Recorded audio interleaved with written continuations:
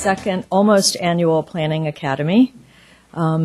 We appreciate you all coming today and taking your Saturday morning, and we're very appreciative that the weather cooperated, and it's not the best weather outside, so we're happy to see so many people take a Saturday morning to come and meet with us and learn about the planning process and have the opportunity to understand how you can become more engaged with some of the things that are going on in the city and some of the things that will be coming up in the future as well. My name is Susan Swift. I'm the Director of Community Development, Community Planning and Development Services for the City of Rockville. We have several staff people here. A special thanks to our planner, Cass Chasen, who really put a lot of this together today, but isn't able to be here today. And I'll introduce our staff. Then I'd like to have you all introduce yourselves, and we're actually going to have everybody mark on a map where they live. And we'll go over the agenda, what's in your packets in a little bit. But first, introductions. Andy Gunnings, our Assistant Director for our department. Bobby Ray, who's hiding behind is our Principal Planner in charge of development review, something that many of you are interested in particular. David Levy is our Chief of our Comprehensive Planning Division. Dean Melander is our Zoning Administrator. And Jim Wasilak, who's standing in the back, is our Chief of Planning. Just a few things about why we're doing this. And again, I see a lot of familiar faces and some not familiar faces. So some people are already are engaged in the process or have participated in the process.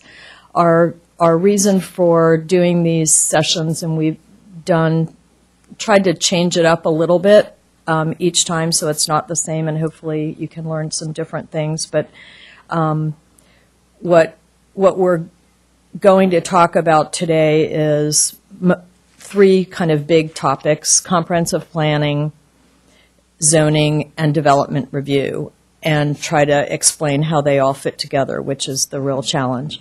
And we'll go into that, each of us, in more detail. And obviously you are here, some of you, because you've been engaged already. You want to learn how to be more engaged.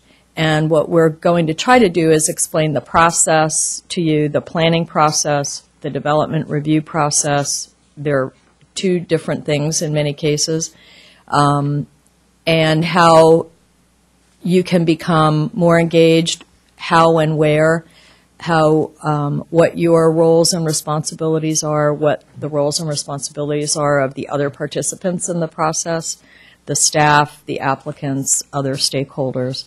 And hopefully so you all can feel empowered to get more involved in what's going on in your neighborhood and in the city.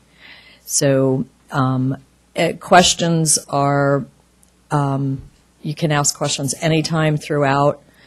We do each have the dreaded PowerPoint, but feel free to ask questions, and we'll definitely have lots of time at the end. We've tried to leave a lot of time at the end for question and answer. We will have a break, and just perfunctory things. There's coffee and donuts in the back, and the restrooms are out and to the right. So before we do the exercise, it is very complex. Planning is complex. Zoning and development review are definitely complex. It's not something that we're going to get into the nitty-gritty detail here, and if we're all professional planners and we've studied this for years and have a lot of years' experience, there's a lot of legal precedent in what we do. Most of this is not unique to Rockville. In terms of procedures and law, Rockville has its own way of doing things. Our code is unique to us, but a lot of this is based on 100 years of a bunch of lawyers no offense intended, and lawsuits, and legal precedent, and that really drives a lot of the process things. So please feel comfortable asking questions. Why do we do this? Why don't we do that? And hopefully we can all figure out and make it as simple as a complex process can be made. I think it would be a good idea if you all didn't mind to introduce yourselves, and then we'll just take a quick stop and have everybody map where they live in the city. So if you'd like to say your name, what neighborhood you live in, and if you want to say why you're here, that would be great. And we'll start with Mr. Calistine. My name is Jerry Calistine. I live in College Gardens. College here because I'm a planning commissioner. He knows what he's doing. Oh, good idea. Sorry. I'm Josh Lubell. I live in Newmark Commons, and I'm here because I want to learn more about the process. I've always been interested in planning. It's something I've wanted to get involved with for a long time, and I hope to learn more and do so. Ann Goodman, Twin Brook. I'm just trying to learn. John Telesco, College Gardens. Like Jerry, I'd like also to learn what relationship this all has to the Traffic and Transportation Commission, in which I serve. And a great bike leader. I'm Allison Bryant, and I live on the map, but it's not in any of the associations. If you look at south of Hungerford, there's a cul-de-sac that's independent, and it's in between Wooten Oaks and Hungerford. That's cul-de-sac. That's where I live. So You're your own neighborhood. yeah, yes, and we really feel that way. And I'm here because of the fact that we sent you Dean Melander, as well as Deborah. I was on the planning board for Montgomery County about 11 years, and we often made decisions based on things that affected Rockville, and we entertained Rockville in terms of its input. But I always wanted to understand how Rockville operated from Rockville's perspective in relationship to what we did from a county perspective. Great. Hi, I'm Alan Lowe, and I live in the Montrose and Congressional Plaza area, and I just have an interest in this area. Agnes Sáenz. I'm the Executive Director of Community Ministries of Rockville, and we run a variety of housing programs, so I am interested in learning more about the zoning, development, etc. Good morning. I'm Mary Finn Balgoy. I'm a resident of Twin Brook, and I'm also the executive director of Peerless Rockville, which is just across the street from here. So I have two places of interest in learning more about the planning process. Good morning. I'm Abe Brown, and I live in the King Farm subdivision. I want to know more about the planning process here in Rockville. I've lived in Rockville just for a few years, and in past areas of the country where I've lived, I've been involved in planning processes, and so I'm curious to find out what the similarities are, what the differences are.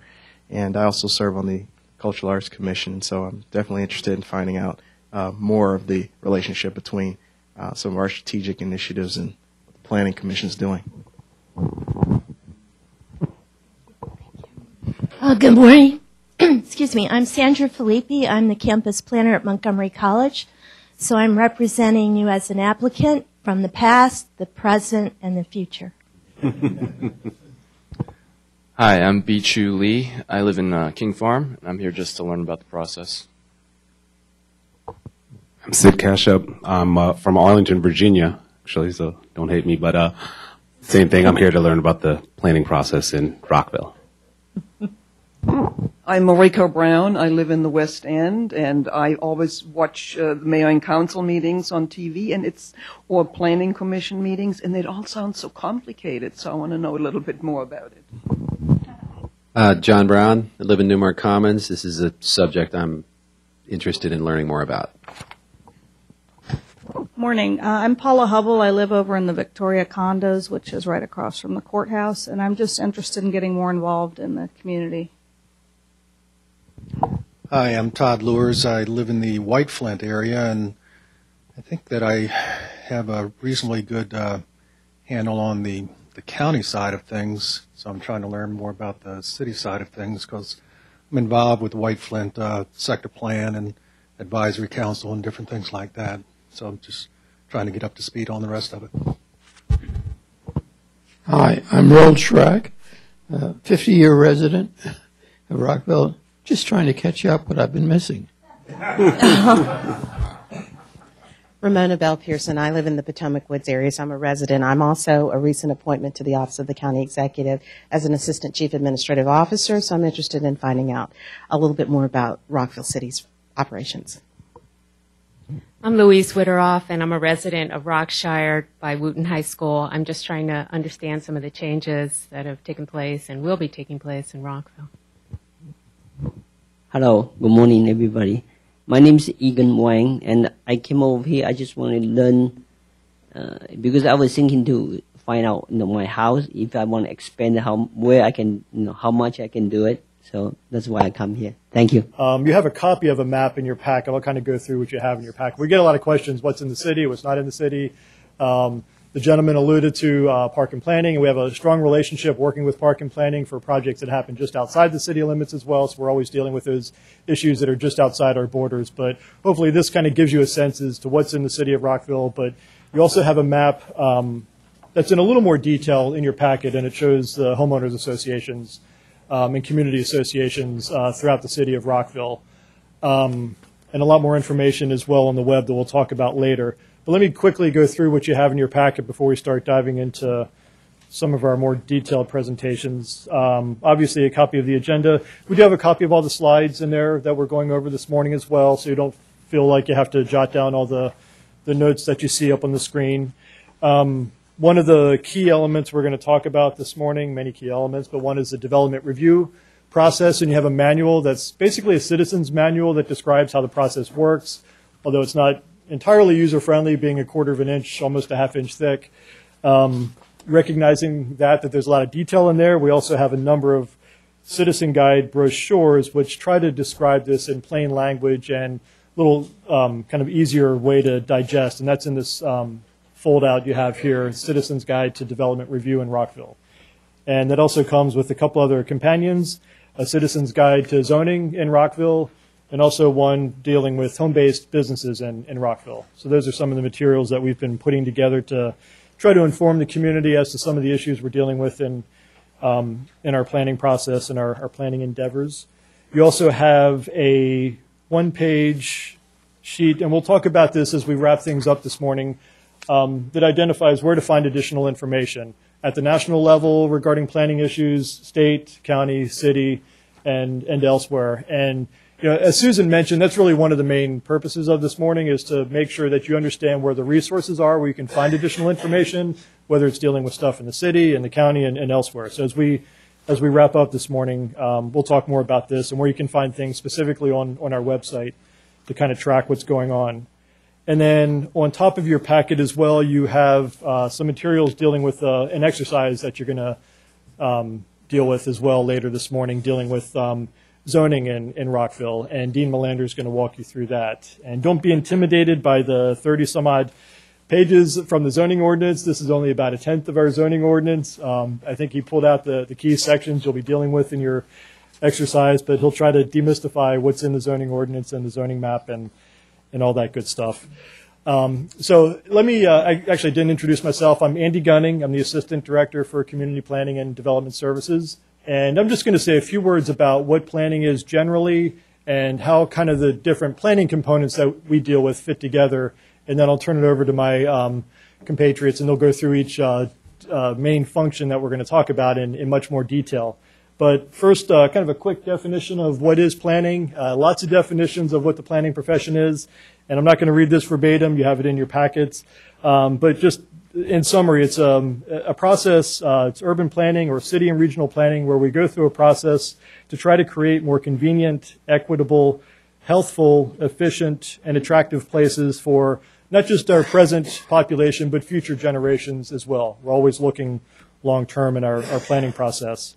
And the second bullet really gets to the whole public engagement process. A lot of folks are involved in the planning process at different levels, and public engagement is obviously a very key component with that. And then finally, it's about creating better choices for where and how people live. Some would argue where they live and work and play and engage in a lot of other activities as well. So it's kind of dealing with all these different facets. But that's just kind of a quick reference definition of what planning is. On the next slide, we're going to talk about kind of these three main components within planning. A lot of the functions and services that we provide in our department can be defined in kind of these three main categories, dealing with master plans and our long-range planning, and David Levy is going to talk about that. Another component would be developing and administering a zoning ordinance that deals with the regulation of land throughout the city. And the third will be dealing with the process that we call development review, which deals with individual development projects for a specific site as they go through the city's process. One thing we're going to really hit on is that there are a lot of opportunities for citizen engagement in each one of these categories, and hopefully that definitely comes across this morning. And as I mentioned, as we wrap up this morning, we'll also talk about other ways that you can stay engaged and find additional information.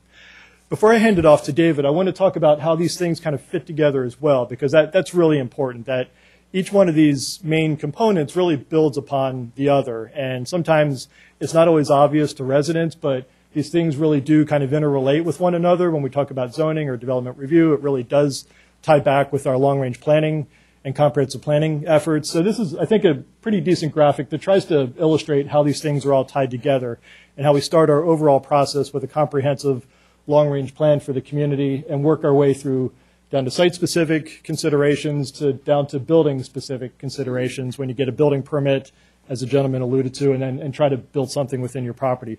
We're not going to get into as much detail on the building-specific, building permits and inspections process, but we'd be happy to talk about that and answer any questions you have. We're really going to focus on some of those other components that come before that process, but we'd be happy to go into that as well. But just a few comments as far as how these things all tie together. It really starts with, in this continuum, with the long-range comprehensive plan. And in a lot of ways, that's really informed by a vision that we have for the community, for the city. And that vision really comes from the residents. They tell us through a visioning process, a public outreach process, what is it that you really enjoy about living in Rockville? What's important to you? And what would you like to protect? What would you like to change? And these are the kinds of considerations we get as we go into a planning process. And we try to kind of coalesce these comments and use that to come up with a vision statement and a set of goals for our city that become part of our comprehensive plan. The comprehensive plan, it's comprehensive because it covers a lot of territory. It deals with land use issues. It deals with transportation issues, environmental, deals with housing issues, and really tries to integrate these considerations into one overall vision, one overall plan that we have for the community. It's long range in that it looks long term out into the future, and typically it's maybe a 20-year horizon or maybe even further, maybe a little shorter for some plans. So it's long range and it's comprehensive.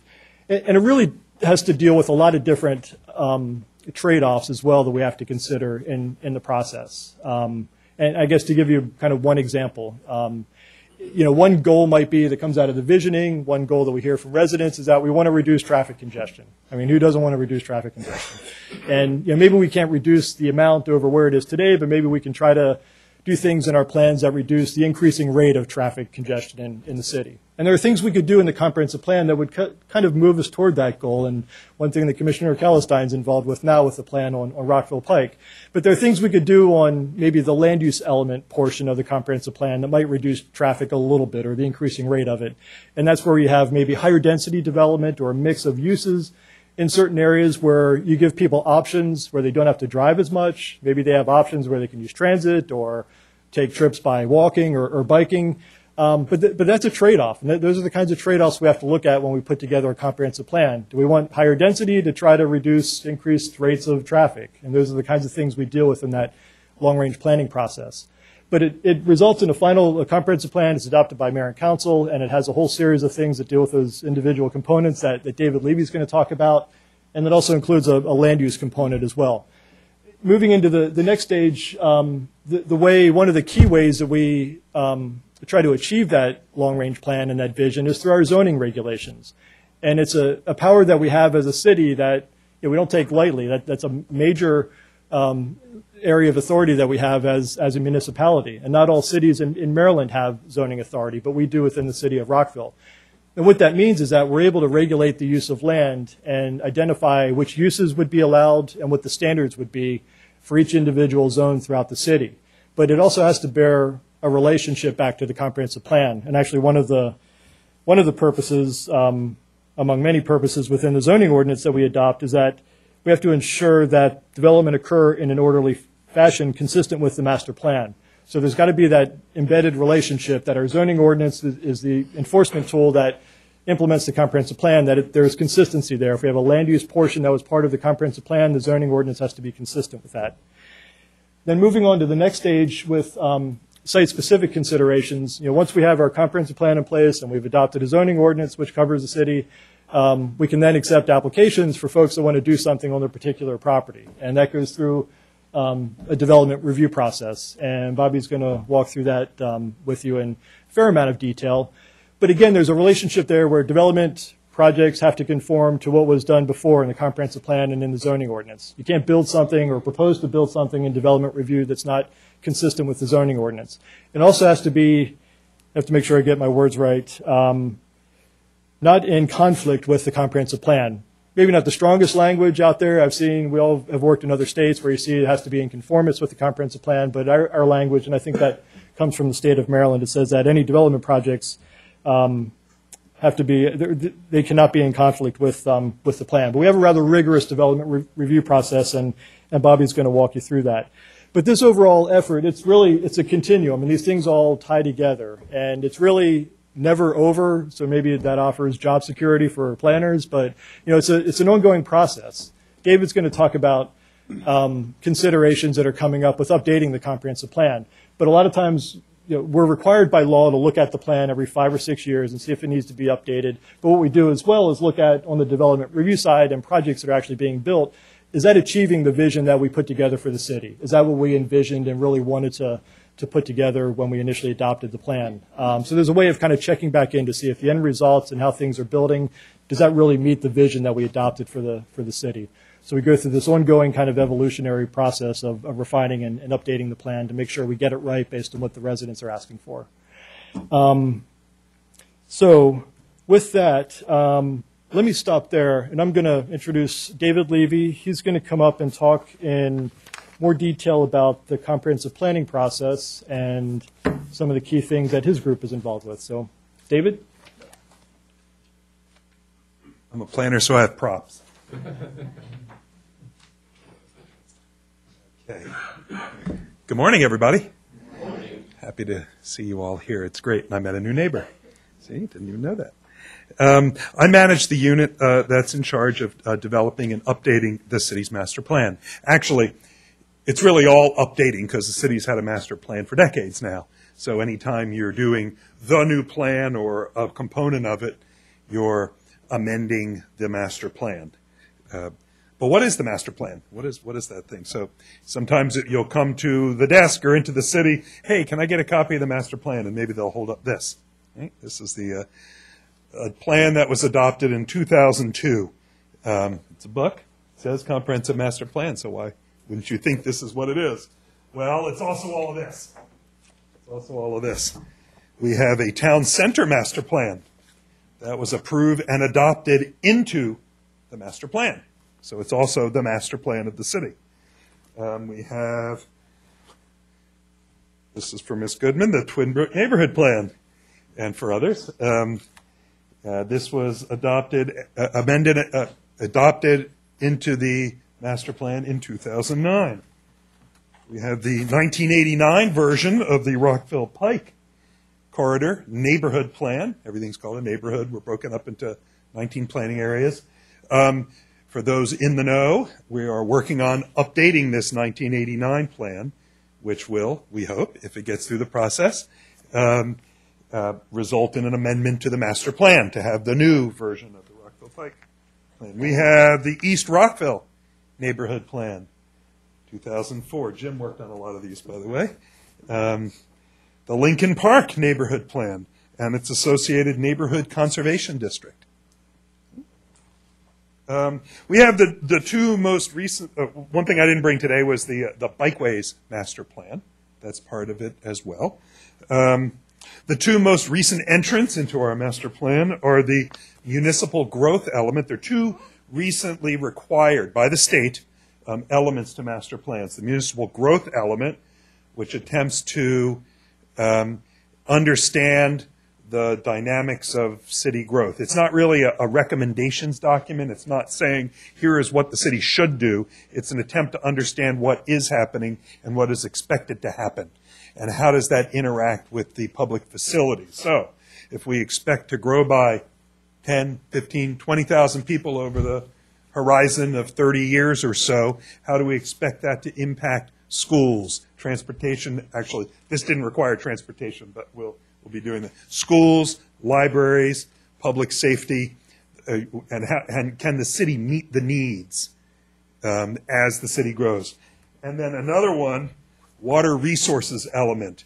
This is a statewide concern, and the state has been interested in all jurisdictions understanding how growth will affect their ability to meet the needs in terms of drinking water, wastewater, the nuts and bolts, the core of city and local government operations. So that is the master plan of the city, all of that. We did not fill your envelopes with all of those things, number one, because it would have been costly, and number two, you would have had yet another thing piled up in your house. But luckily, we have, can you go to the main website of the city? Here's the home page, Rockville, and on the right side, under About Rockville, there's a link to city neighborhood plans. Comprehensive master plan, neighborhood plans, plans in progress. It's all there. Okay? So you can find it right from the web page, and you can see it all, and we do our best to keep it up to date. Jerry? I was wondering about, isn't there a cultural arts? It's a good question. There are plans that the city has. The question was, isn't there a cultural arts plan? There are various plans that the city has that are not part of the master plan of the city. The master plan is a very specific thing regulated under law, this law as it happens, Article 66B of the Maryland State Code, that says what the content of master plans are, what they have to be, what you could do, and then the process you have to follow to make it part of your master plan. There are places in the world that have cultural arts strategy as part of their master plan. We haven't chosen as a city to take it through the Article 66B process. So in a sense, it gives more flexibility to amend it, but it also maybe has a hair less weight. So, it's a trade-off that you need to make on various things that you want to do. There are a million initiatives that the city does that are plans that are not part of this. So, that would be one of them. But at any given time, the planning commission or the mayor and council or somebody can say, you know what, we want to do a plan on this topic that's consistent with state law, and we want this thing to have legs. We want it to have nothing's permanent, but that has more permanence. So we want it to go through the public process and codify it and make it harder to change. That's part of the issue. If you make it a part of the master plan, it's harder to change because you have to go through the process. So what's in one of these things? Well, my goodness, there's all that stuff. Why do we do it? We do it because the citizens want us to do it. The citizens say, there's a great opportunity in our community, we want to figure out how to do it, or there's this problem I'm really worried about, we have to stop X from happening, or, this thing, the community isn't evolving the way I want it to, we want to, shift gears a little bit. And so we're asked to do it through the mayor and council, through the planning commission, and so we do it. So the contents of master plans cover all sorts of territory, and Andy mentioned some of them. Land use, infrastructure, and community facilities. So go back to that municipal growth element. How much do you expect the population to change? In what context? What kind of houses are they going to live in? Where are they allowed to build them? Those are the kind of questions that come under land use. Infrastructure. What's our plan for roads and community? Do we need more community centers based on what kind of logic? More people, changing demographics. We have more seniors. Do we need more senior center? Those are the kinds of things that get considered in a master plan. The environment. What are our goals in the environment? Are we attempting to improve passive open space? Are we attempting to, do we have wildlife goals? Do we have stream quality goals? Those are the kinds of things that get, open space and parks. My goodness, we have 62,000 people in Rockville. Do we have enough park space? Big parks, little parks, walk-to parks, drive-to parks, athletic fields. All of those things are come under that. Housing. Housing has all sorts of permutations. Quantities of housing. Are we trying to grow? Are we trying to preserve? More likely, where are we trying to preserve? Where are we trying to grow? That's more the dynamic. A lot of these things are not yes or no's. They're how and where type questions. What kind of housing are we in search of? Are we in search of more resources for those who need affordable housing? At what level? Very affordable, moderately affordable, workforce housing, executive housing. My goodness, we need to attract businesses. Where are executives going to live? All sorts of things people think about. Economic development, job growth, historic preservation. What parts of the city do we want to make sure don't change all that much because we like them as we are? These are the kind of topic, this is not everything, but this is a bulk of it. And you'll find in this document and in neighborhood plans chapters that align with these topic areas as relevant. Not everything is relevant for every local plan. Everything is relevant for the whole thing.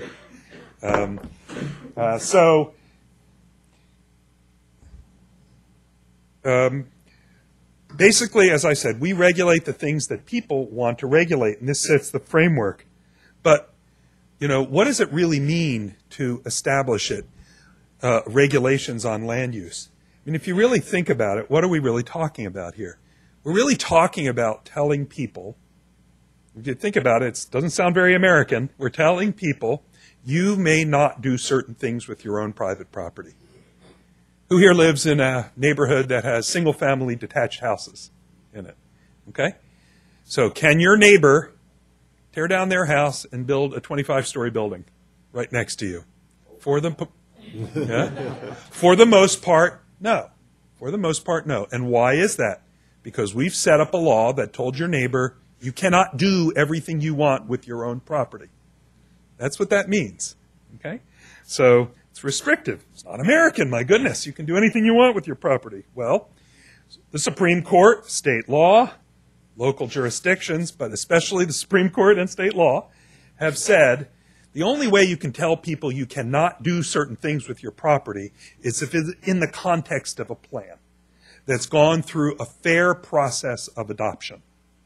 Because we have property rights in the United States. So we're avoiding arbitrary and capricious. We're avoiding, the political body doesn't like that guy, you can't do that on your property. In Maryland, you can't spot zone. You can't say, not that. It has to be in the context of a broader plan that has principles and goals and community values. That's why you, the bodies, the decision bodies, can say what you can and can't do with your property. So jurisdictions are permitted to place reasonable restrictions on the use of private property.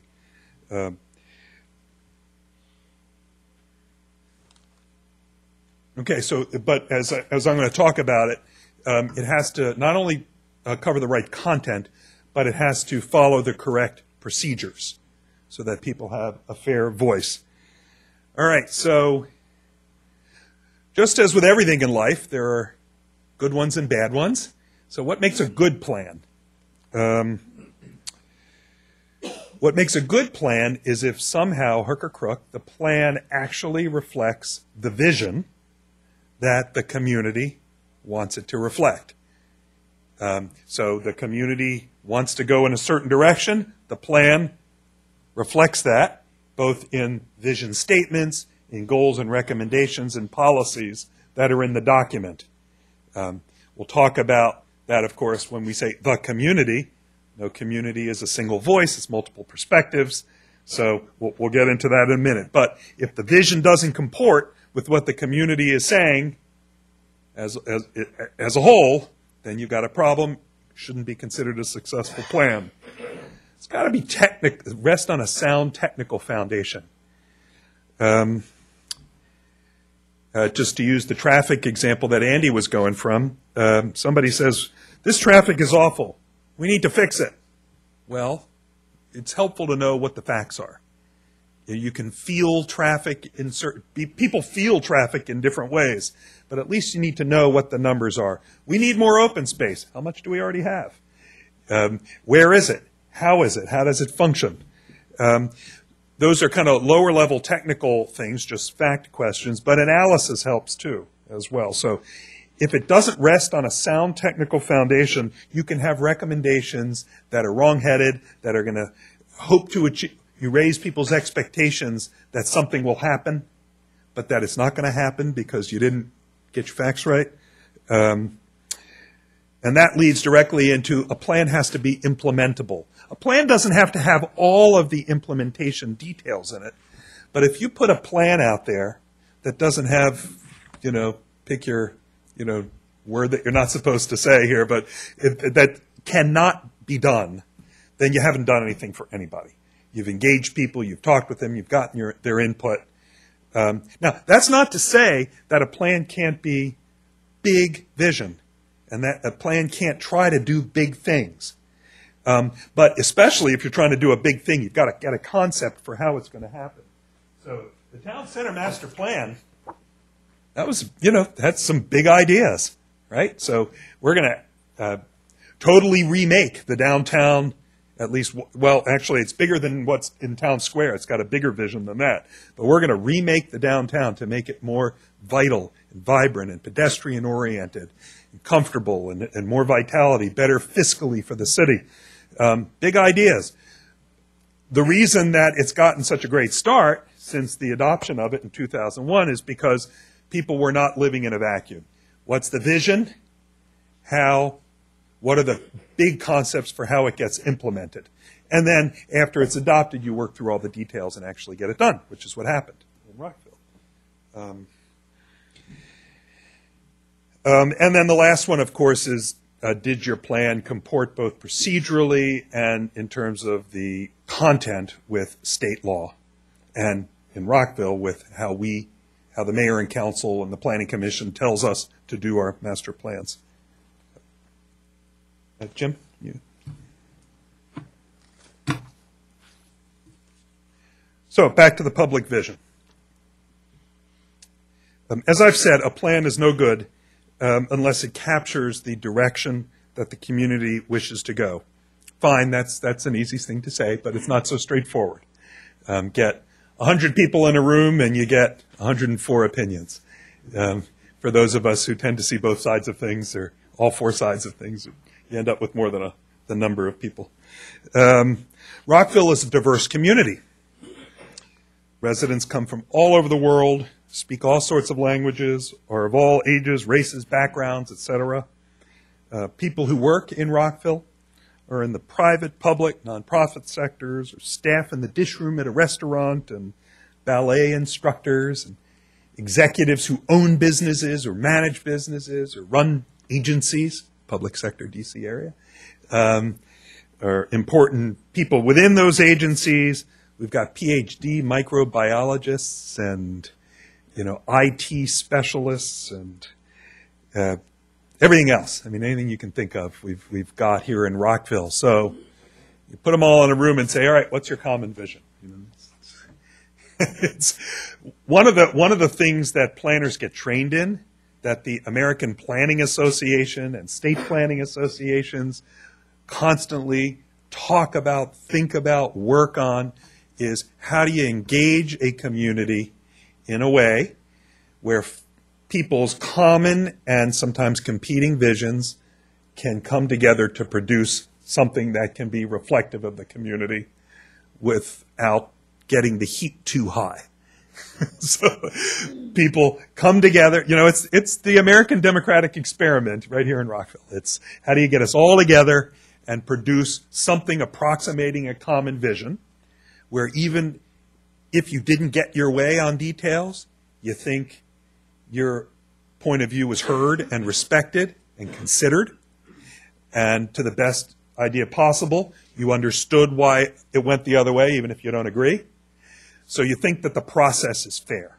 I mean, that's, you know, the creation of a vision for a plan is so core, having a process that the citizens will believe, okay, it was a fair process. So that we work on that more than you might imagine. We work on thinking how it happens, and we try to do it. So the first, so there are multiple ways for people to participate. I was just talking about that first part, public participation in the development of the draft plan. Has anybody here participated in any public meetings for draft plan development? Jerry, you came to some of the Pike meetings before you were on the commission, right? So various, you know, the East Rockville plan, the Town Center plan, Twin Brook, all of them had places for people to come, give their opinion. They all had slightly different structures for how it was arranged. Sometimes there's a steering committee appointed by the mayor and council who's going to oversee the process. Sometimes there's going to be a steering committee that has more of a direct hand in the drafting. All of them have provisions for the general public to give input. The second point where people give input is after the input is in, the technical analysis is brought together, and a draft plan, you know, one of these things, it won't have such, you know, fancy print, but it'll say draft, draft, you know. Typical thing you hear from people, it says draft. Oh yeah, it's a done deal, it's all done. It says draft, but you really, it's a draft. It's really a draft. Anybody who's walked through this process knows when this thing is released, that's the next step for the public to give their input, and they do. We have public hearings in front of the Planning Commission and then later the mayor and council, and if you've ever watched it, this results in real changes to what's produced. And the Planning Commission works through it, it makes changes, it considers the public input. The Planning Commission then produces its draft, it sends it along to the mayor and council, and then we reopen the public record again. And the folks say, wait a minute, those, you know, the staff messed it up the first time. Look what the Planning Commission did this time. Now, you know, mayor and council, you get it right this time. Or, wow, this is really visionary. This is where we need to be going. You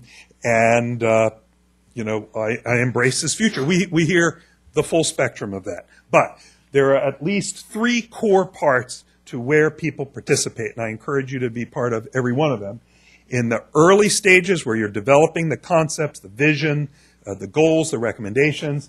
The second part where it's testimony to the Planning Commission and you can react to what's been put out in public. You can say, yes, this reflects what we said in the early phase, or, hey, wait a minute, we said this and it didn't end up in the plan. I still think this ought to be there. And then after it goes on to the mayor and council. Yeah.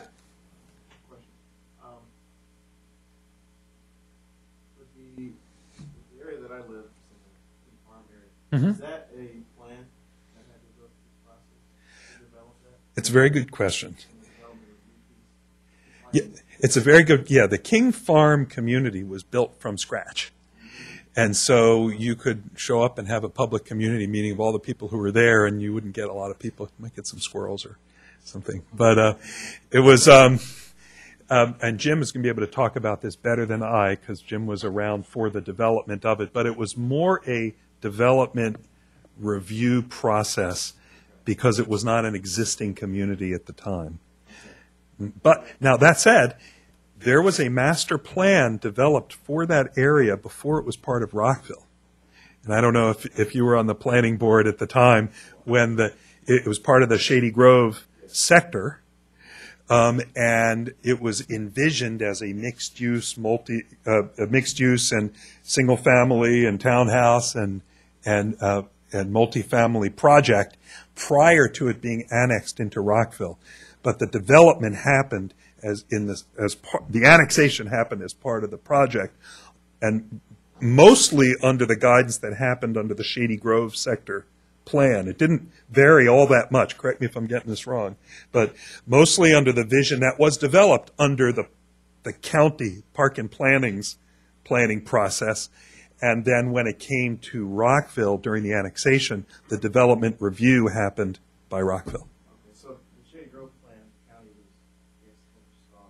that did not include the annexation? Well, the Shady Grove plan developed the vision for the area, which is bigger than King Farm. It includes around the Shady Grove Metro Station and other areas as well. But it envisioned what would happen in the King Farm area. Laid out the parameters and the framework. Where are the roads going to be? What kind of houses are going to be? What's the environment? What kind of open space and parks? And all of those things we talked about. And then as the developer said, okay, I'm ready to go, they said, we're applying to be annexed into Rockville, and we want to submit a development plan as part of that. And then they had to go through our regime to get approved for the development. So is annexation in general then a development process? Usually someone wants to be annexed into the city because they want something. Most of the time it's development. Sometimes it's, traditionally, long ago, before kind of everybody had water systems, people, I want to be on the city water. That was a typical one. Sometimes it was in the context of development. Twin Brook neighborhood. We want to come into the city. We want to be on city water. We want to develop in the early 50s. That was when the Twin Brook neighborhood came in. Usually it's there. There are occasional issues where someone's on septic, their septic fails, they're right on the border of the city. I want to come in so I can be on city water. That's not the majority of it. It's more, most of the time, what you're saying. Oh, yeah, that's good.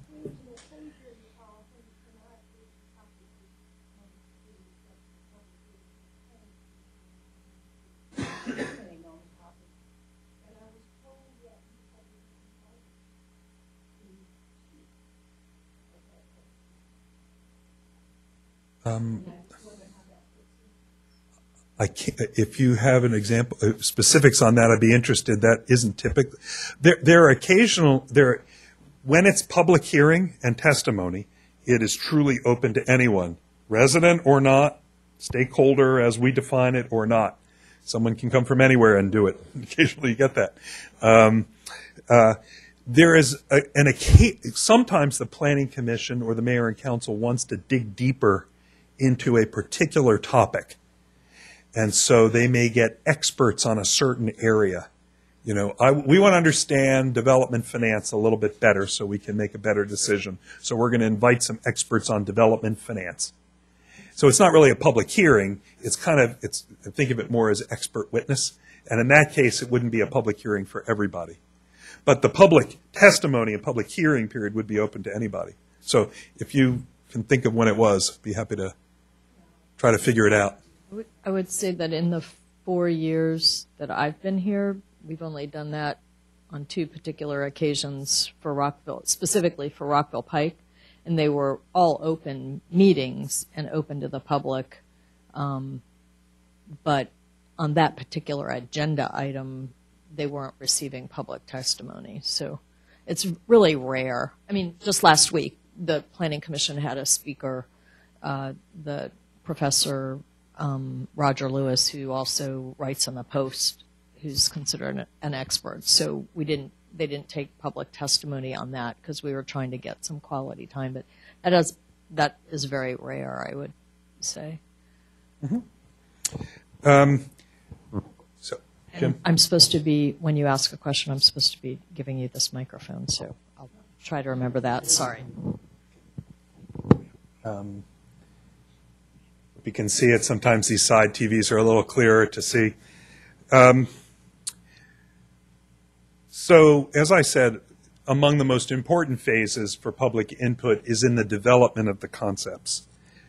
Who's been in any kind of a SWOT-like analysis in their life? Strengths, weaknesses, opportunities, threats, right? So this is when you're asking the community, here's our planning area. What's strong about it? What are the issues, the challenges, the weaknesses, challenges that you want to address? What opportunities are out there? What do we have to watch out for? What do we have to be careful for? This is in service of developing kind of a tiered level of items. One would be kind of the vision statement. What are we trying to do from the big picture? You know, some of the narrative in Rockville right now is, are we trying to grow or are we trying to preserve? You know, and it sort of depends on where you're talking about it. But then you want to go deeper or else it's not effective. So what's the big picture of what we're trying to do? And then what goals and strategies would you want to do to have those things take place? Take Rockville Pike for an example. All around us, to the south in particular, outside of the city limits, the White Flint sector that this gentleman knows about has a very aggressive urbanizing vision. There's 300-foot, 25-story buildings, a very aggressively pedestrian-oriented, lots of new infrastructure. This is a no bones about it. This is going to be the most highly dense portion of Montgomery County. That's the vision that came out of the planning board and the county executive and the county council. So some people in Rockville might view that as threat, opportunity. My goodness, all this traffic it's developing. My goodness, it's sucking up all the development demand to the south of us. My goodness, it's going to overcrowd the schools that our kids go to. Others might see, wait a minute, this is opportunity. This is developing a broader network. This is going to help to support some infrastructure development. It's going to fund the long-term fiscal health for the county. And because 50% of the county's budget is schools, it's going to fund the long-term fiscal health of city residents as well. All of it's true. You know, you're never in an either-or world. So it's threat, it's opportunity. The public meetings attempt to grapple with these sorts of things. You know, how does the city want to respond to that? But then, even separate than that, what's the city's own vision for the corridor? Does the city view the corridor as a series of 30-story buildings up and down from town center to Twin Brook Metro Station? The answer to that is no. We never hear that in public meetings. Is the city vision that it should remain? Well, it can't remain. Should it be all one-story suburban shopping centers? And should we therefore regulate it and tell property owners you may not build anything over one story? For the most part, that answer is no as well from the citizens. Well, no, you have to have creative, redevelopment. You have to have new investment, but wait a minute, not so much. There's a bit of a coalescence in Rockville that's between those two poles. And I would argue that part of what we're working through in the Rockville Pike planning process is where we end up. Between the two poles of keep it exactly as suburban strip shopping centers forever and fully urbanized 30-story buildings. I'm giving you the widest possible ranges here because I don't want to limit anything that's happening out there. We spend a lot of time on meeting structure, how we get the input, how we digest it, how it comes out in the draft process. Then, next one, Jim, we have public hearings. People come and they testify, development interests, citizens. They talk to the Planning Commission, tell what they think. We write it all down. We post it online. You can read what everybody said. And then we do it again with the mayor and council. And ultimately, Jim, next one. Ultimately, we come up with a land use plan. This is just one version. That's from the existing 2002 master plan. Those colors represent residential, mixed use, commercial, parkland, environment, and that's the backdrop to zoning. So you come up with a land use plan, and then a zoning ordinance implements that. Jim, last one? My last one. What are we doing now? Rockville Pike. From direction from a couple years ago, we're getting started on a historic preservation element of the master plan. And the third bullet is third, but by no means last, preparing for a much broader revision of the master plan. And a bunch of stuff below there is what we've completed sometime in the last 9-10 years. So that's what I've got for you. As Andy said, what we do in the master plan is what guides the regulations that come after that. And so Dean and Bobby will go into what happens after that. You got a question, sir? One sec, the microphone. How do you handle the transition from, especially White Flint sector, to the city of Rockville?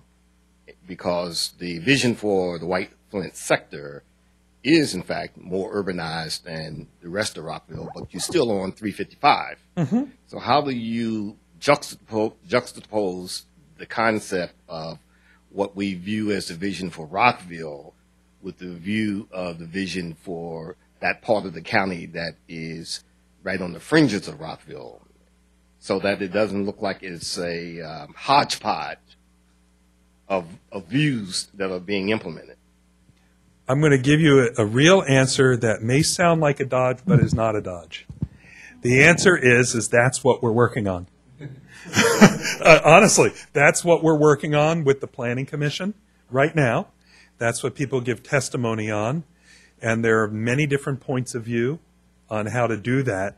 And Rockville, we've all got opinions on what it should be. Mid-Pike Plaza in the White Flint sector, where Toys R Us is, that's all coming down under the county plan, and it's going to be redeveloped as a very high density for Montgomery County redevelopment project. And that's just about a half a mile south of the border of Rockville. There's just south of the border is that very tall building that's next to Target, that tall condominium building. Nothing of that height's going to be in Rockville. So we have to take into account that there's stuff right at our border, and yet attempt to implement what it is that the vision of the citizens want in a way that is not hodgepodge and looks ridiculous and benefits Rockville. So that's no answer, but it is an answer. That's what we're working on. Oh, yeah. Yes. We're very much in conversation with the park and planning staff on a regular basis, on the Department of Transportation in the county, on the state of Maryland, with the state of Maryland. We've had meetings in this room with every one of those stakeholders to talk about how we can manage transitions, how we can make a road that works both for the local jurisdictions and for its county and statewide function. It's a real issue. I mean, it's what you're raising. If I could take this to your participation level, the Planning Commission is working through a draft plan for Rockville Pike, for the city's portion of Rockville Pike, or the area between the county line and downtown, the south portion of the Pike. And we've had 18 work sessions. There's a draft plan. And to David's point, when we log all of the comments that we receive, and you can see them online, about 150 of them, then we and the Planning Commission are taking those comments to heart and trying to work through, okay, developers want more height, residents want less height, how do we deal with it? No one wants more traffic, how do we deal with that? So we take those comments, we have these work sessions to really work on the nitty-gritty of how we're going to solve the comments and try to come to a balance. And then, in this case, we will have a new draft, and so those comments don't go into the air, or airwaves in this case. We will take those comments, we'll have another draft of the Rockville Pike plan, the city's plan, and we'll have another public hearing. Because in this case, it will be significantly changed from what the original draft was. So as David said, you have a lot of opportunities to participate in the process. This one being so much the heart of our community and literally the center of it, and also having the pressures that the county and the White Flint plan is putting on us, and having a moving target of a new transit option, the bus rapid transit. So we've been, we're dealing with all of those things, but lots of opportunity to participate. And if you don't want to put the current draft plan under your pillow, we're happy to meet with anybody and discuss it. But we do get lots of comments, and we actually, as David said, not all of them lead to direct changes, but they're all heard, and sometimes these things are conflicting thoughts, and they come up with a compromise. So one other thing to consider is that this law, Article 66B, requires that when you do a draft plan, it's distributed to the other jurisdictions. So Montgomery County, the county executive, and the planning board, and the city of Gaithersburg have the opportunity to submit comments themselves, and they all did. So, I went to the planning board myself, and we talked about the Rockville Pike plan, and the Montgomery County Planning Board submitted comments to Rockville on our Rockville Pike plan. So. I had a similar question concerning something that's going on at the opposite end of the city, namely Science City, which, if I understand correctly, is part of the Gaithersburg master plan. It's Montgomery County. Montgomery it was County. called Gaithersburg West, and they changed the name because everybody was. It's Great Seneca is what they're calling it now. Oh, Great okay. Seneca Science Corridor. So a lot of people are going to have to pass through Rockville to get to Science City, and also a lot of people may prefer to live in Rockville because of the schools. What role is the city of Rockville playing in the planning of Science City? I want to pass it along so we don't run out of time, but the mayor and council have actually commented and made comments on exactly those points on the traffic concerns. And there was actually, in this room, a joint meeting of Rockville and Gaithersburg and Montgomery County to discuss the issues with county council members. So we have actually remained engaged with it. But why don't we do some of these more involved ones afterwards so we can move on to the next step? And just two comments on, again, two comments on, Yep, go ahead. and we can talk about this at the end, but it relates to this bigger comprehensive plan process and visioning, and we'll talk about the Rockville Summit at the end of the meeting and how you might be able to engage, but it would be at this level. There was a summit in the fall, and in the next few weeks you'll be hearing about the follow-up to that summit and meetings and committees that you would be able to get engaged in and participate in the city's visioning process for the next summit, which will be again in October, November. So throughout, we're hoping to kick this process off in May, and you'll be hearing a lot more about it with specific dates and specific committees that you can get involved in any week now. So, and it will relate to kind of this level of planning. Thank you very much, everybody. I'll be here for questions after.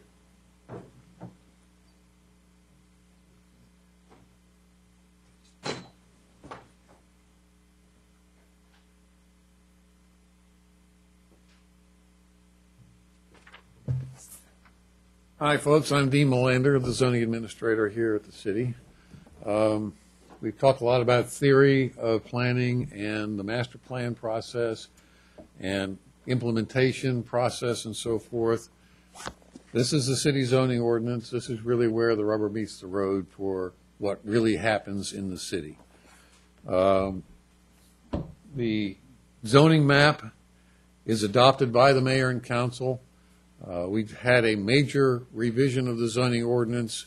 It was adopted by the mayor and council at the end of 2008 and went into effect in March of 2009, we restructured a lot of the non-residential zones to create and implement a somewhat different vision for the areas of the city, particularly along the Pike in the town center, looking to encourage what we call mixed-use development instead of very much segregating land uses as older zoning ordinances tended to do. Older ordinance said commercial zone, that's all you do is commercial. Multifamily zone, that's all you do is multifamily. Single-family residential, that's all you do is single-family residential. We still have single-family residential zones. Most of them are the same ones that we've had for many, many years in the city. We redesignated a couple of them to be consistent in terms of their terminology, but they are still R60, R90, R75, R150, and so forth.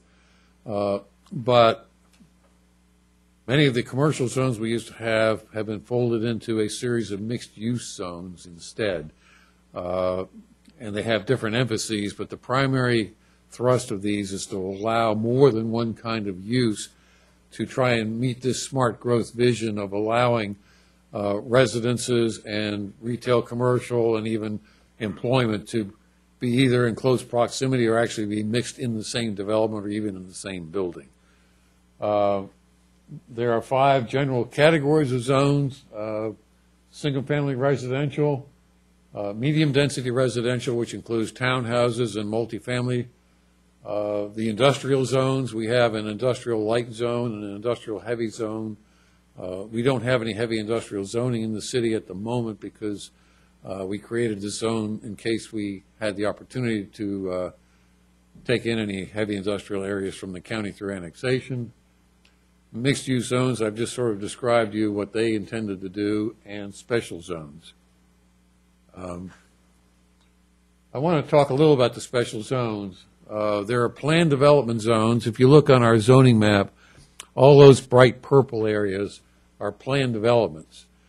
And what we did when we redid the zoning ordinance, there were a whole different panoply of development options under the old zoning ordinance that created these special development areas. There were comprehensive plan developments, which is what the King Farm was. There were planned residential unit developments, which is what Fallsmead and some of the other areas along Wooten Parkway were done for. There were planned preliminary development plans, which were mostly for commercial projects along the Pike and in the town center. Each of these had a separate sort of process and approval mechanism. When we wanted to try and make the zoning ordinance actually a little more user-friendly as well as more comprehensive, we folded all these different development processes into what we call planned development zones, but each of them is still governed by the Mayor and Council's resolution of approval for the types of development and the character of the development of each of those projects. Town Square, there are several PDPs that have been folded into this. The Town Square is now a planned development. There is the Duval project, which is the old Rockville Town Center area project. It's now a PD. There are several others that are still in approval process but haven't been started yet. And Falls Grove is the other. And get the microphone, we have a question. Just a quick question. The planned development zones, is that a trend you're trying to, or the city is trying to move toward in terms of having more of this designation? Like there's a trend to have more mixed use. Does this allow for more flexibility? What are we doing with the planned development concept? Again, we created these planned development zones to cover the existing developments that were covered under the old optional processes to make them consistent in terms of administering them through the new zoning ordinance. At the moment, the zoning ordinance does not have a mechanism to create new PDs. the mayor and council, when they were going through the process of amending the zoning ordinance and updating it, decided that rather than try and create a PD zone in abstract, they would wait for someone who had a large property that they wanted to come in and redevelop to come in and request it, at which point then the mayor and council would take a look at it in its context and then probably create another PD for each of those properties. Next issue, and historic district zones. The historic district zones are technically an overlay type zone to provide special protections to identified historic sites and historic districts. The mayor and council considers a request either from a property owner or an interested group or other property owners or citizens who believe a property should be considered historic.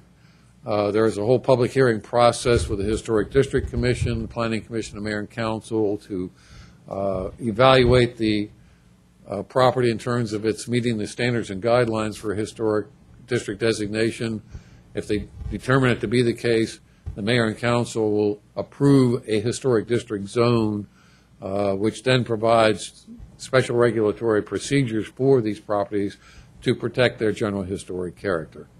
There are several dozens of these throughout the city, and we're always evaluating other new ones. In fact, there's been several that have been before the Mayor and Council just recently. The next special project district is for the park zones.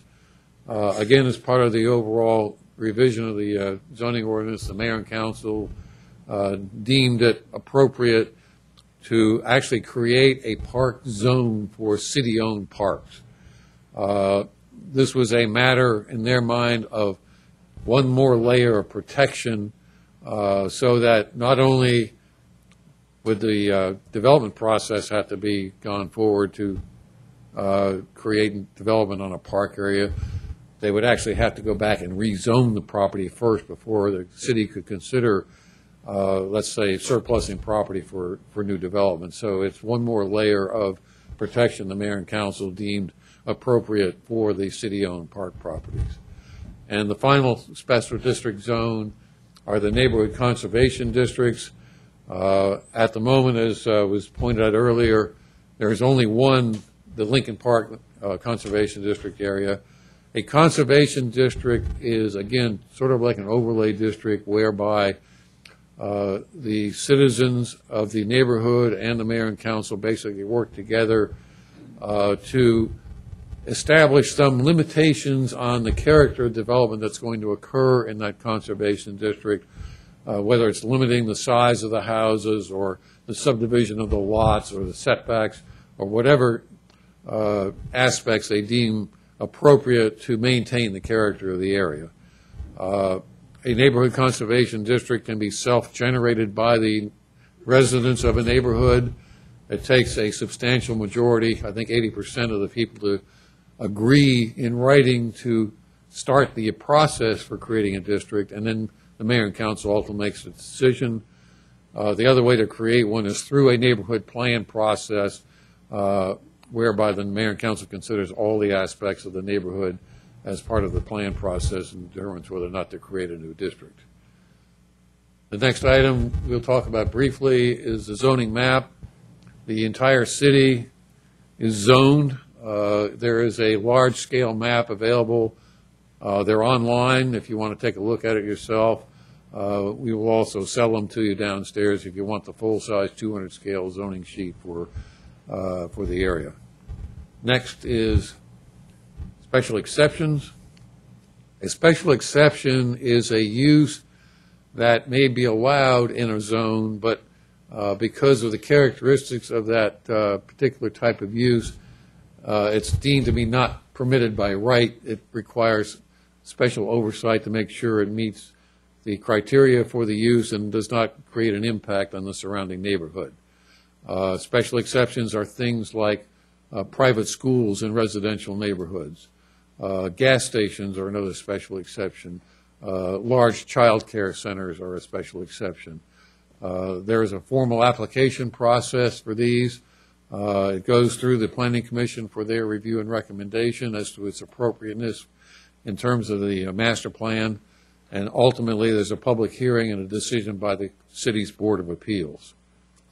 So again, all these processes are public. There are notification procedures that are codified in the zoning ordinance for the surrounding neighborhoods depending on the size and characteristics of the application. Another zoning aspect to talk about is a variance. This is a special case where, because of some aspect of the character of a property, it cannot normally meet the development standards of the zone that it's in. These difficulties cannot be created by the property owner. They are a characteristic of the way the property was created or a characteristic of the topography or some other aspect that creates a hardship. A property owner may apply to the Board of Appeals to get relief to do what they want to do on the property, to bring it into their conformance with what they would like to do. And again, this is a aspect that the Board of Appeals makes a decision on. Next item, I just want to talk briefly about the zoning ordinance for each of the zones establishes a series of uses and development standards. Jim, if you want to go on to the next slide. There's a use table for each general character of zone, the residential uses, the commercial mixed use uses, and so forth. And you can look down there. On the left column, there's a characteristics and uses for what are allowed by special exception, by right, or by conditional use in each of the zones.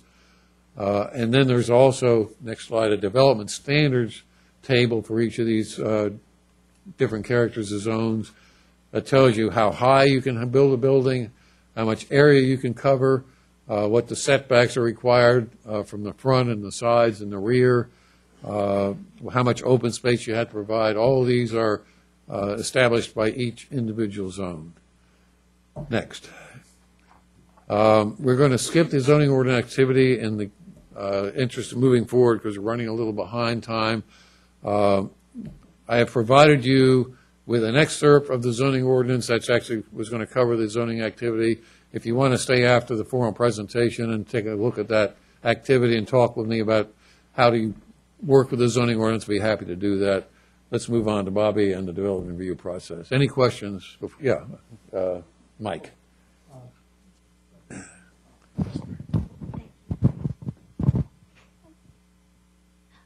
On the park zone, Yes.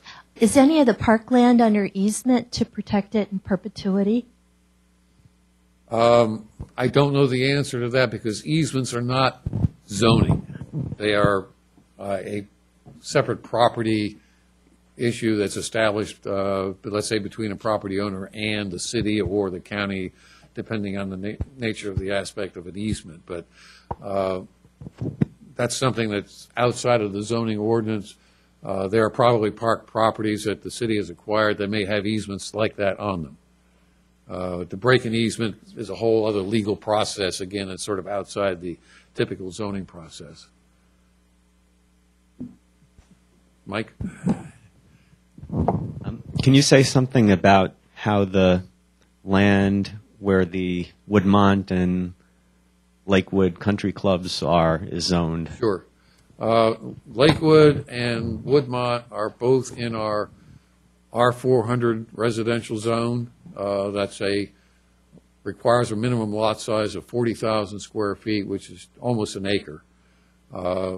They could theoretically come in tomorrow with a subdivision plan application to re-subdivide their entire property into single-family residential development if they so chose to do so. That would be their right under the zoning ordinance. That would, of course, be a public process like any other subdivision process would be. We have no information that they have any thoughts of doing anything in the foreseeable future with either one of those large tracts. They seem to be very happy to stay country clubs. In the back, and let's get my...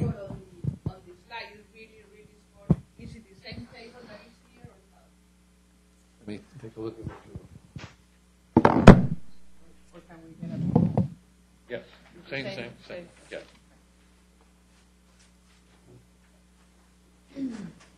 Okay, Bobby, I guess you're up.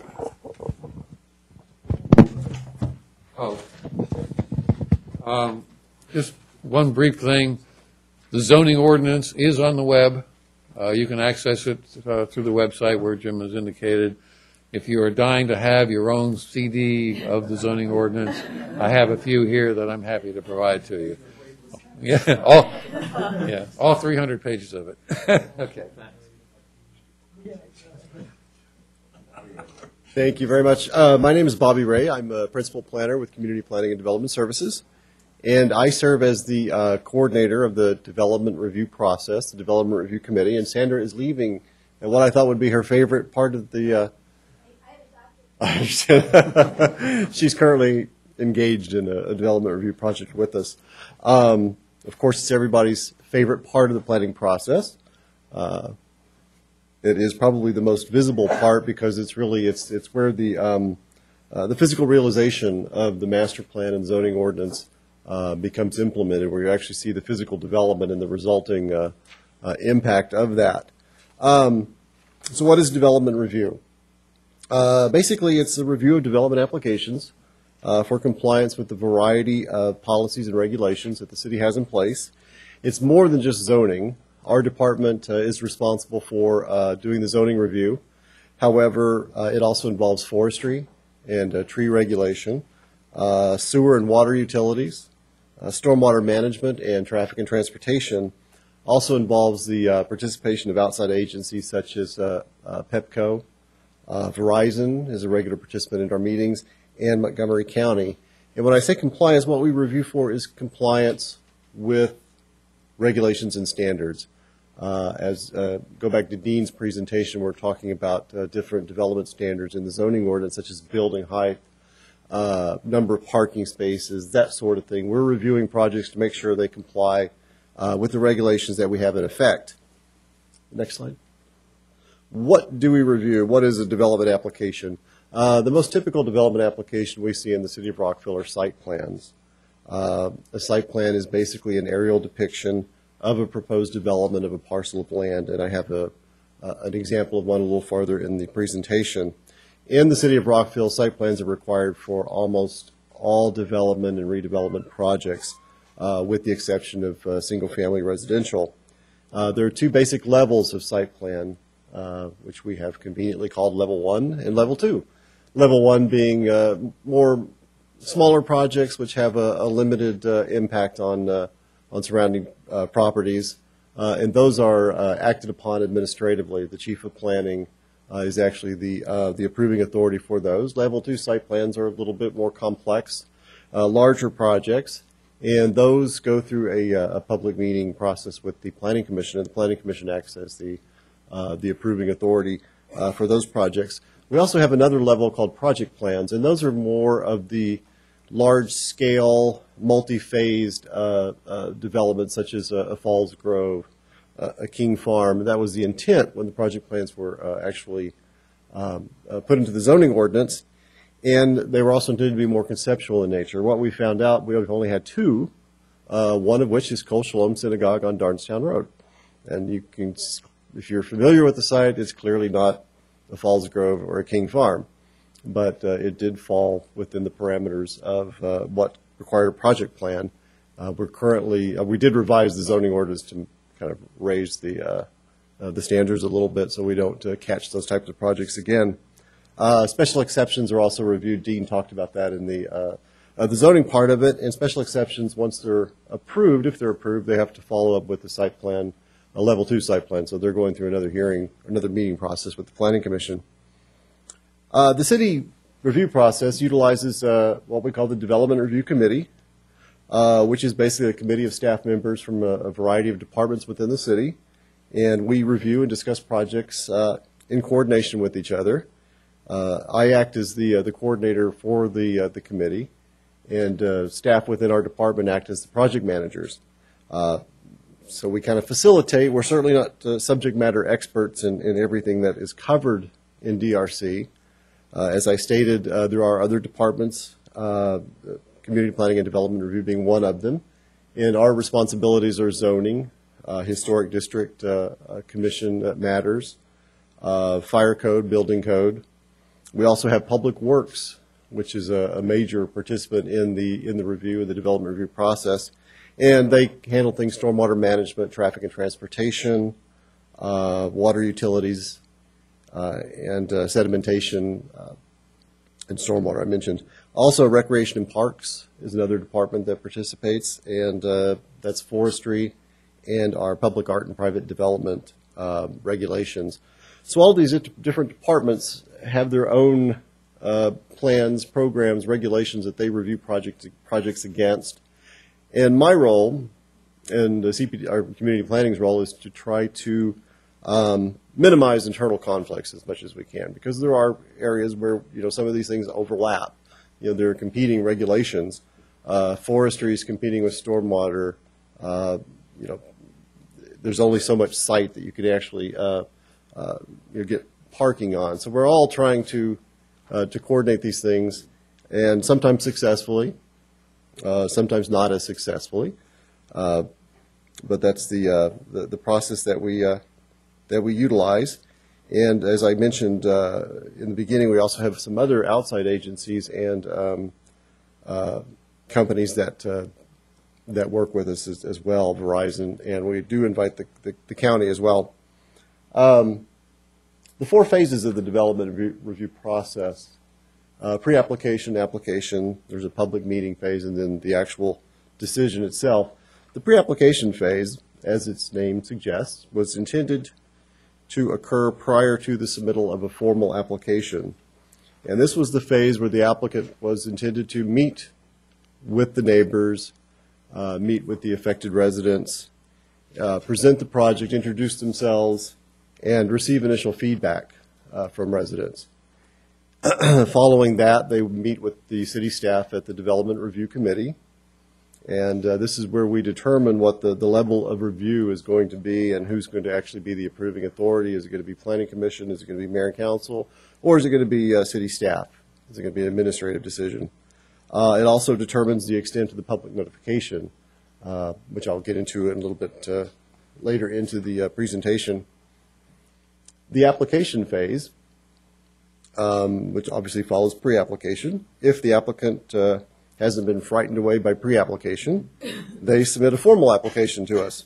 And we go through more or less the same process. They go to the neighbors, again, at a publicly noticed meeting, and more or less present changes. Hopefully, the intent was you received comments at pre-application, and as a result of those comments, you make modifications with your actual application submittal.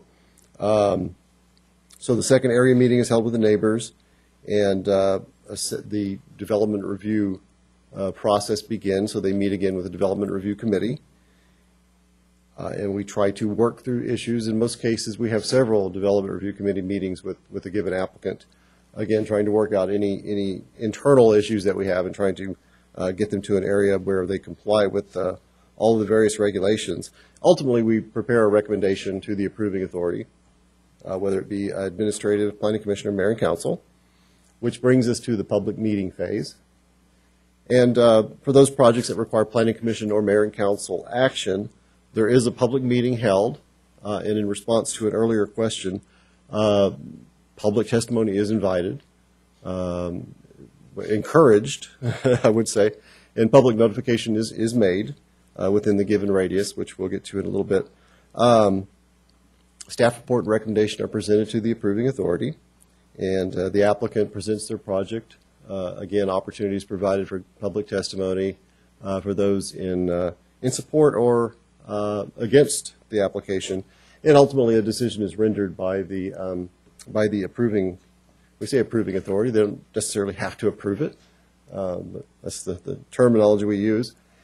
And once a decision is made by the acting body, a letter is released which basically identifies the action that was taken, any conditions that are being imposed on the project that need to be met during the permitting and inspection process. And the letter identifies, the process needed to extend the life of the approval, and also any steps that need to be made if there's an appeal of the decision, which could be made by the applicant or by people or persons of what could be appeal can be filed by anyone actually. The decision letter is sent out to the applicant and any parties of record. So if there's a project that you're monitoring, you want to be a party of record to, you need to submit either oral or written testimony. In the case of administrative projects or written testimony. Opportunities for public participation. As I mentioned, we have the 2 area meetings. There's the pre-application before the application's filed. There's post-application, obviously after the application is filed. Opportunity for public testimony at the public meeting, whether it be Planning Commission or Mayor and Council. And most importantly, city staff in community planning and the other departments as well are available to meet with anybody. If you get a public notice of a project, whether it be pre-application or a public meeting notice, call up the project manager. We're more than welcome to, or more than willing to meet with you, sit down, go through the file, go through the project, answer any questions that you have in advance of the meeting. So please feel free to utilize this as a resource. That's primarily why we're here. Also, the meetings of the Development Review Committee are open to the public. They're not public meetings in that we don't invite or allow a testimony or input, but you're more than willing to come and sit. And as most people have realized, they're not very exciting, honestly. I mentioned public notification. That is the level of the review dictates the area of the notification. So for administrative projects, it's 750 feet, all the way up to 1,500 feet for project plan. So it covers a pretty significant area when you compare it to the notification required for surrounding jurisdictions, Montgomery County and the city of Gaithersburg. And in the interest of time, I'm going to go through. Every time I give this presentation, I walk away thinking next time I do this, it's going to be much more engaging, exciting, and I have not succeeded in that, I don't think.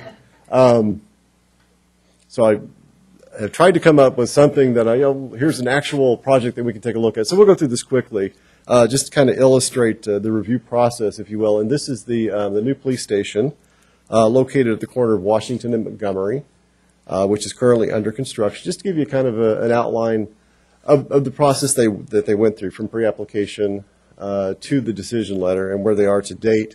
Overall, basically a 14-month process, which the pre-application was filed in March of 2009, and a decision was rendered in May of 2010.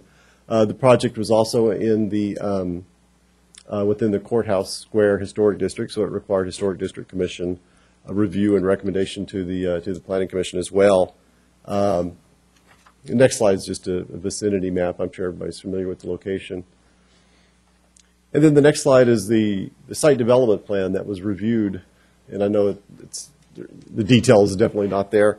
But basically, site plans show boundaries of the property, footprint of the building. You're probably all familiar with what a site plan is. It shows areas of parking, sidewalks, other hardscape materials, general layout of landscaping and where it will be located.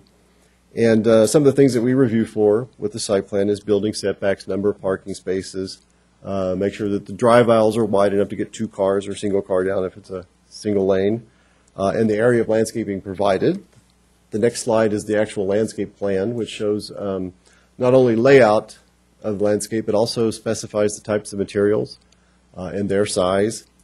The next slide is just is the building elevation.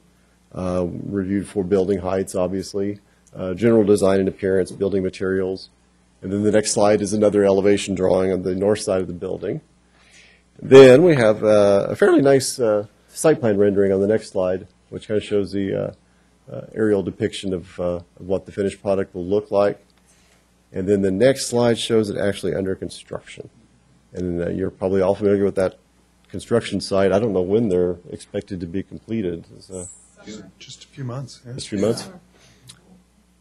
So with that, I will turn it over to Jim, who's going to talk to you briefly. I'm sorry. Okay. first question is, one, who makes the determination between a level 1 and level 2 review, and what constitutes that? And then 2, can you define what notice means and kind of what the minimum level is and what Rockville does, if it's any different? Okay. The first question, what determines the level of review? There's a chart in the zoning ordinance which basically assigns points to such standards as the size of the property, traffic generated by the project, the size of the project, number of units if it's residential, and also the impact upon single-family residential neighborhoods.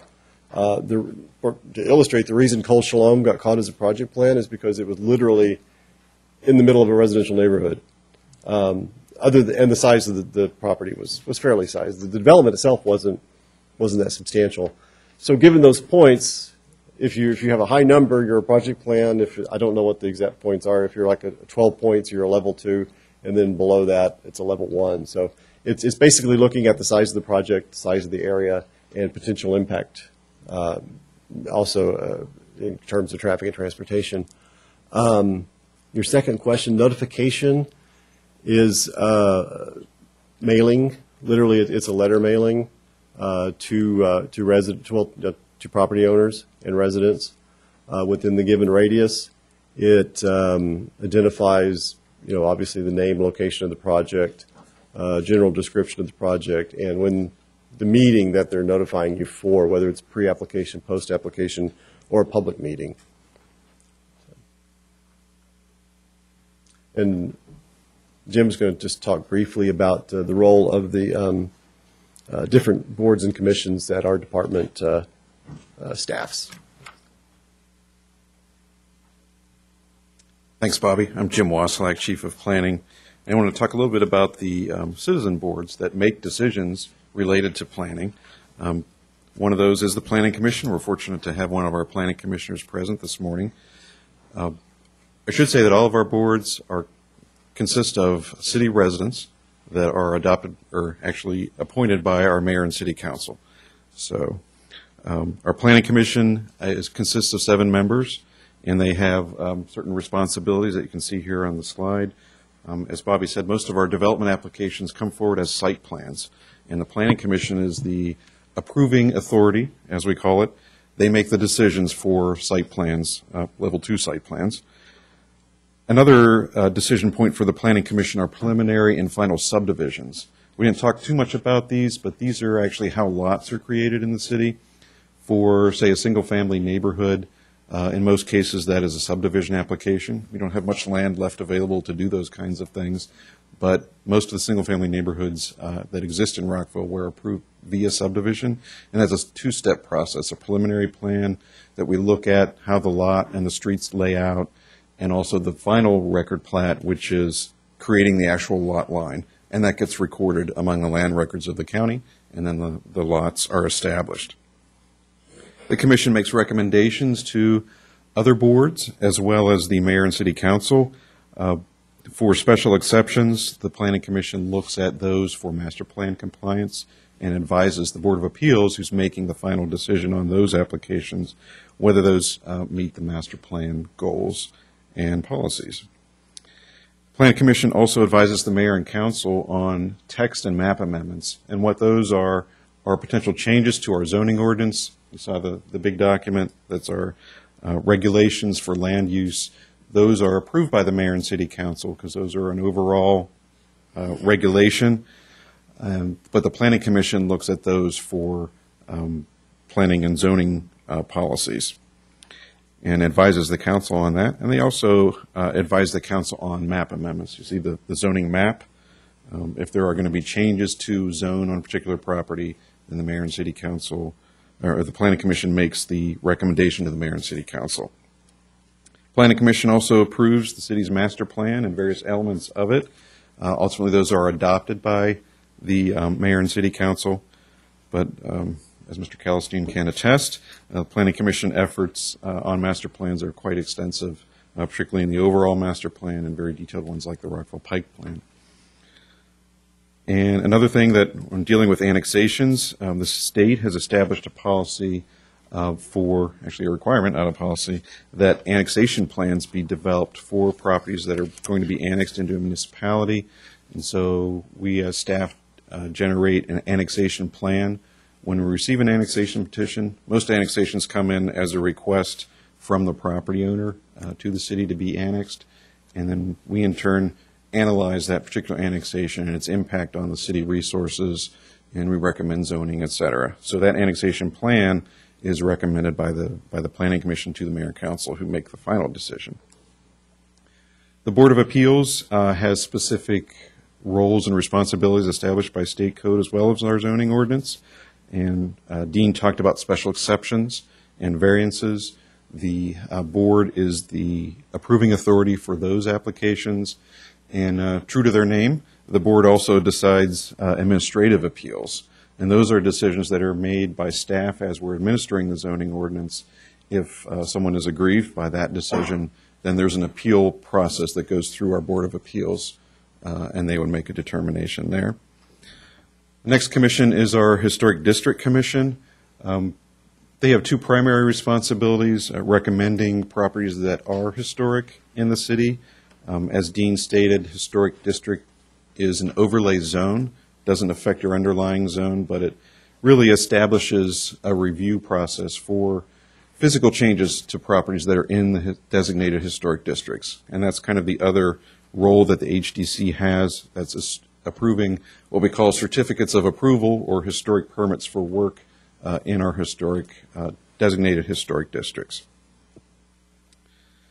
And we actually have one other citizen commission that we deal with, and that's our sign review board. They deal with, we have a sign code that's part of the zoning ordinance, and they deal with exceptions or variances to the sign review regulations, and they also establish, if you have a large commercial property or large plan development, the developer can establish an overall sign plan, and the sign review board approves those as well. But it's not required to be, if you're a citizen, it's not required to be on one of these boards to have influence.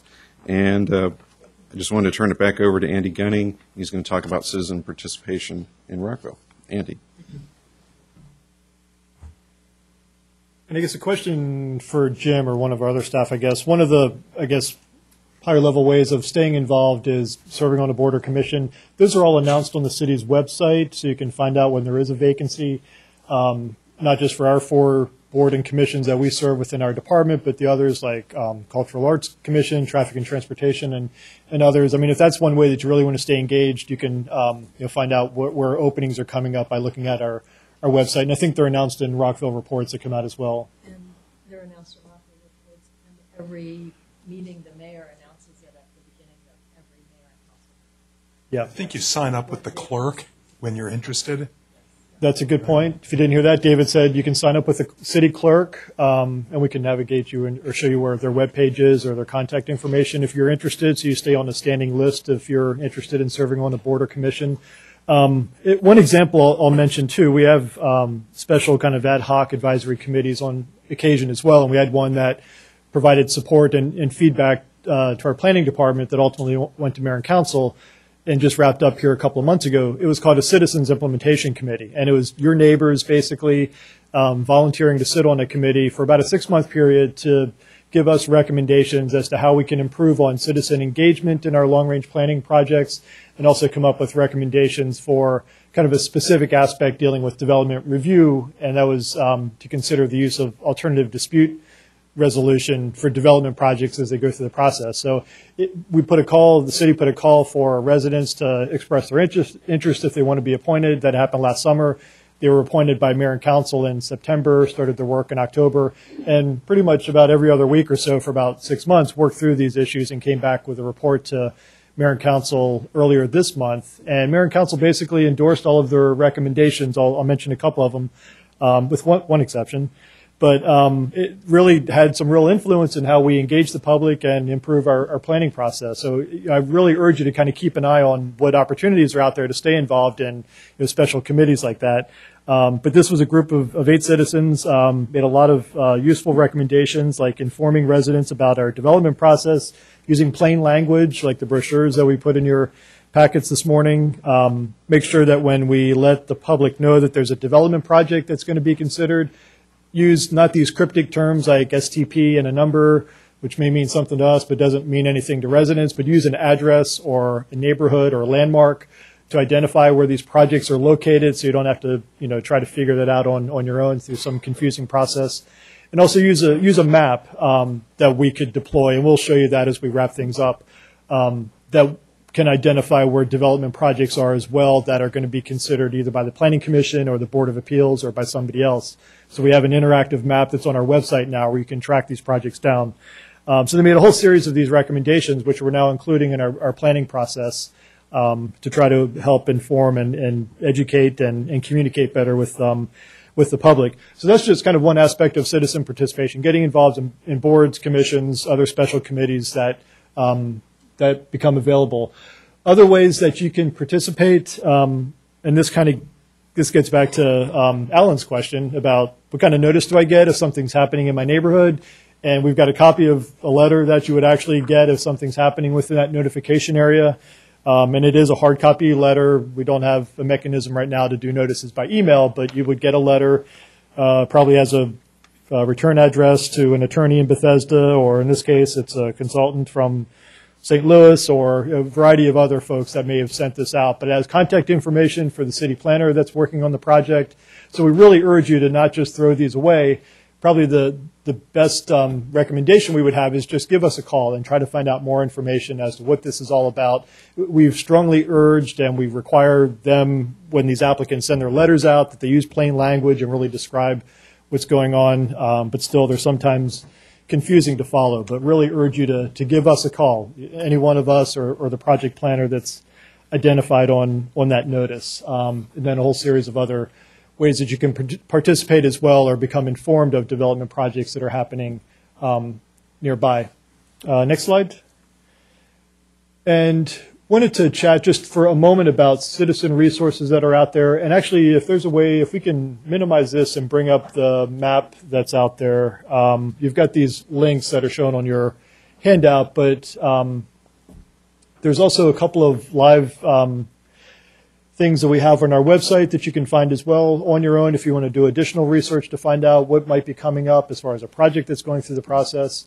And this is the map that I mentioned that's interactive, so you can identify what's happening in different parts of the city as far as a project that's been applied for. And I think those are identified in blue, if I'm not mistaken. So this is kind of similar to a Google Maps application.